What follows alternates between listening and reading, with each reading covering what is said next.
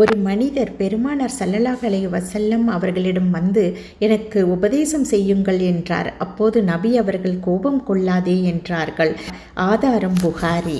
இந்த நபி மொழி கோபம் கொள்ளல் மற்றும் கோபம் கொள்வதற்கான காரணங்களிலிருந்தும் தவிர்ந்து கொள்வதற்குரிய வழிமுறைகளை காட்டுகிறது.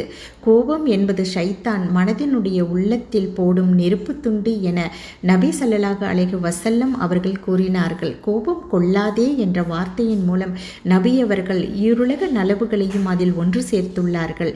ஏனெனில் கோபம் அனைத்து கெடுதிகளினதும் திறவுகோலாக உள்ளது. கோபத்தின் போது அறிவு மங்கிவிடுகின்றது. அதனால் அவனது நடவடிக்கைகள் பைத்தியக்காரனை போன்று அமைந்து ஈருலக நட்டத்திற்கும் வழிவகுக்கின்றது.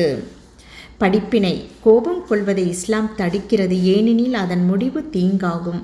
கோபம் கொள்வதை இஸ்லாம் எச்சரிக்கிறது, ஏனெனில் அது ஷைத்தானுடைய செயலாகும். முஸ்லிம் மற்றவர்களிடம் காரணமின்றி கோபப்பட மாட்டான். இரக்கம், அன்பு உயர் குணங்களை சேர்ந்ததாகும். அதிகம் கோபம் கொள்பவன் அதிகம் கைசேதமடைவான். கோபம் ஏற்படும் போது தனது நிலையை மாற்றிக்கொள்ளுமாறும் ஒது செய்து கொள்ளுமாறும் நபி அவர்கள் பணித்துள்ளார்கள்.